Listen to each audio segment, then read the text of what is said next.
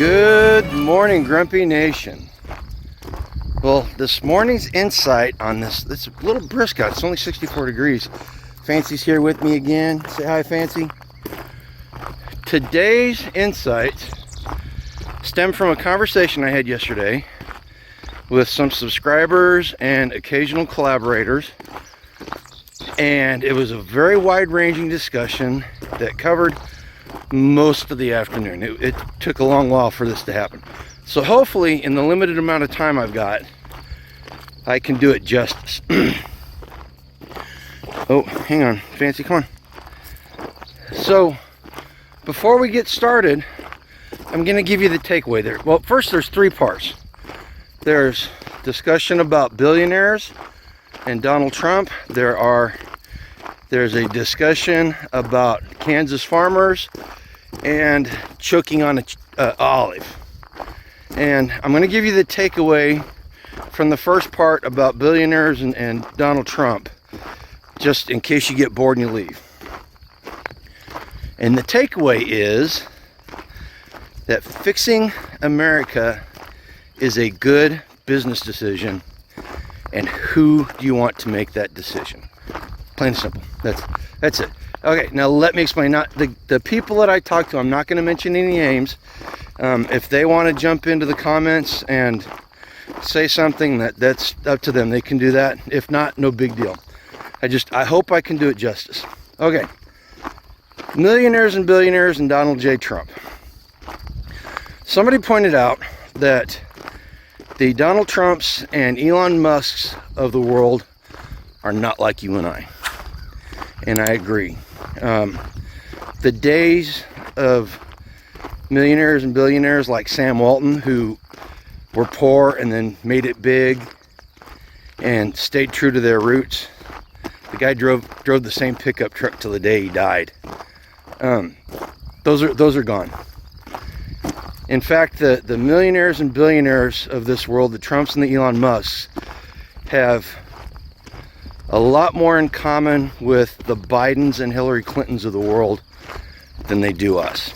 They all live in the same zip codes. They all go to the same restaurants. They all travel in the same social strata. And they view the world, i.e. us, in kind of the same way. And we are not the same type of people that they are in their eyes. Come on. It's a glove. There's a glove laying in the middle of the road, and she's all about it. She had to figure out what it was. So anyway, so yeah, they're not like us. Now, where the Trumps and Musks differ from the Clintons and the Bidens, the Marxists and the globalists, is that they view the world as businessmen. And the Clintons and Bidens of the world, like I said, they are Marxists and globalists of varying shades and colors. And their worldview is completely different than the Trumps and the Musks of the world. The Trumps and the Musks of the world kind of view the world as a bakery that makes pies. And if you start running short on pies, you ramp up production, you make more pies. There's more than enough pie to go around, and they're willing to sell those pies to whoever wants to buy one. And they will price it so everybody can get a pie. Whereas the globalists and Marxists look at the world as one of those pies, one great big pie. And it's the only pie in the world, and no more pies can be made. And they want as much of that pie as they can possibly have. Now, the Trumps and Musks viewpoint is the rising tide raises all ships, whether it's a mega yacht or a John boat. Everybody's going to go up whenever the tide rises. Where the globalists and Marxists look at it as, in order for me to succeed, you must lose. It's called a zero-sum solution. And they have no problem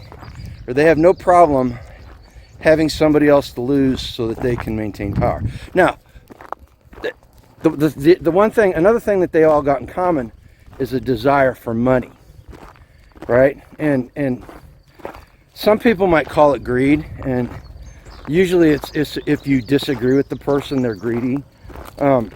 Personally, I think it's a case-by-case basis. You know, just because you want to accumulate money doesn't make you greedy. All right, and power. That's the other thing they want. The Trumps and the most of the world want power, the power that having that kind of money gives them, and so do the Marxists and globalists. And so, started talking about Trump. You know, Donald Trump was a Democrat in the 80s, 90s, 2000s. That's because he was a businessman, and he was in New York. And in order to do business in New York and New Jersey at that time, you had to be a Democrat. Did he agree with them ideologically? Yeah, as far as it helped him make money. You know, the problem is that the parties shifted, and the Dems, the Democrats, their policies started hurting his bottom line more than he could stomach. And so he basically changed sides. And it's not that he agrees ideologically with the Republican Party, because it's obvious he doesn't. It's because they're more closely aligned with his goal of accumulating money and the power that money gives him. You know, and he uses that power in a completely... She got to stop and look at something. He uses that power in a completely different way than, say, a Biden or a Clinton, right? You know, his power is used to make businesses and everything that's associated with that. I mean, they're all self-centered at some point. We all are. Anyway, so he's basically the same guy he was 40 years ago when he was a Democrat. And a lot of Trump supporters don't understand that. They think that he's changed. And I'll agree to a point. I think morally, we all grow and mature. At least we hope we do, right? If you're even moderately mentally healthy, you will grow and all that. So I think morally, I think he's probably changed. I'm not going to question his coming to Jesus, you know, because it's not my place. But if it is true, I mean, that will change. That will change your outlook on life. So where's that leave us? So we've got a choice, and this is where the oh come on, stop, fans. This is where the financial decision comes in. You know, Trump looks at fixing America as a good, solid financial decision, because with a healthy American economy and a healthy America, it improves his ability to accumulate wealth. And by him accumulating wealth, he makes other people wealthy as well. It's just a byproduct of him being a good businessman. Is again, he becomes that tide that rises all boats. Whereas the other side looks at it as that zero-sum solution, and in order for them to gain power and maintain power, they have to take power away from other people. This is why you see the attack on small businesses and small farms and our constitutional rights. They have to take that power away from somebody, from you and I, in order for them to have it, so that they can do it. Now, the Clintons and the Bidens of the world, the political class, they're grifters to a person, whether you like the politician or not. If their sole existence in their professional life has been as a politician, they are grifters. They are making money off the backs of other. They are literally doing what the leftists say they hate. They are literally making money off the backs of hardworking Americans and not providing anything of any substance in return, right? So at the end of the day, fixing America is a good business decision. And who do you trust to make that decision? All right, so then the next part, the Kansas farmers and prairie fires.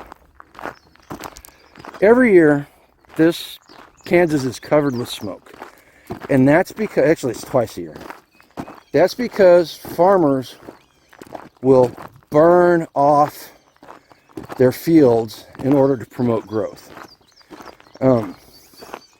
If you've ever butchered an animal, it's a bloody, messy affair. And you do a lot of cutting, and you cut away all the parts that are inedible, and you're left with good palatable food. All right? And here's one for the ladies. That really beautiful dress that you like, that starts out as a very expensive bolt of cloth. And in the process of making that beautiful dress, the tailor or the seamstress cuts away all the unusable parts of cloth, and they if they can't be reused, they're thrown away. So and it's a very destructive process at its very basis. And once they've done all this destruction, they put together this beautiful dress. All right. So one of the guys in the conversation made the point that despite all the bad things that have gone on in our culture and our country over the past several decades, we've still got the bones of a very, very, very prosperous and good country. And all it would take to fix that issue is to get rid of all the dumb stuff that's weighing us down and tearing apart at the foundations of it all. All right? And the tie-in between the metaphors that I used, the prairie fires and the butchering meat and the dress, is that in order to fix all the problems, there's going to have to be some destructive measures taken. And we're all at this point we're all too polite to talk about that because it scares people. Oh, come on, Fancy. Man, she's worse than she was yesterday or the other day. You know, people don't want to talk about that, and those of us that see the writing on the wall are too polite to talk about it and bring it up. And if you do it in the wrong way, platforms like YouTube will censor you, and platforms like the mainstream media will vilify you. All right?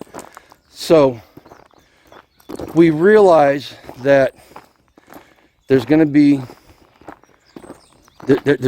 some sort of destructive measures that take place, and what those look like and what those are, I don't know. I'm not gonna speculate here. You want to talk to me in person about it, I'll be more than happy to do it.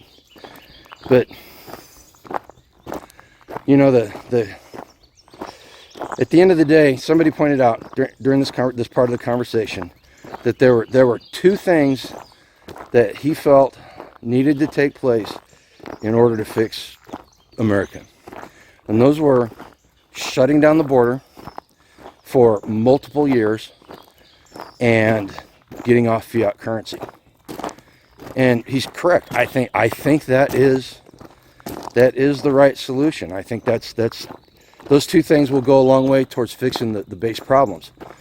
But it was pointed out that at this point it's completely obvious that neither of those things are going to happen in a polite and orderly manner. So if they're not going to be allowed to happen in a polite and orderly manner, what's the alternative? Right? Think about that for a little bit. Okay, now choking on an olive. You guys ever seen the movie The Fifth Element? Gary Oldman plays a character called Zorg. He is the epitome of the evil, greedy businessman. And he's having a conversation with his antagonist. And I guess the guy would be one of the protagonists, and Gary Oldman's character Zorg would be the antagonist.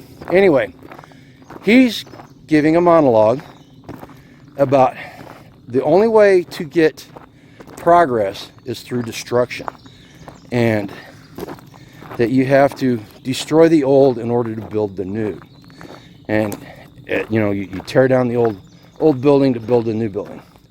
Well, as he's giving this monologue, which I agree with. I mean, there's some destructiveness in progress, right? So I tend to agree with him at this point. Well, as he's giving this monologue, he's eating olives and he's throwing them into his mouth. And as he gets to the high point of his monologue, explaining why destruction was good, he chokes on an olive. And it takes the priest to slap him on the back. All of his technology and all of his minions could not save him at that point. And it took the priest to slap him on the back to dislodge the olive and save his life. And that is the struggle when we discuss the part about cutting away the fat or burning off the fields to promote growth or cutting away all that fabric. We need to have that conversation, but we need to do it without choking on an olive as we're doing it.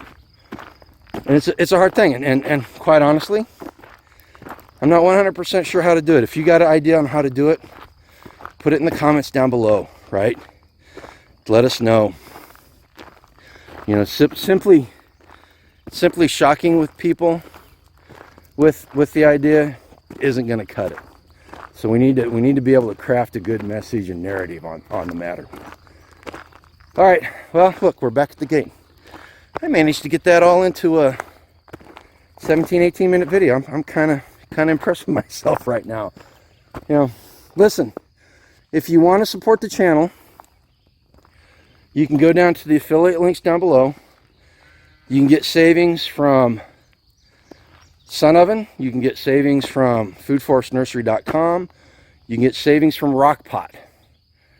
You can get Grumpy Acres merchandise at our web store at grumpyacresfarm.com or through our Bonfire apparel site.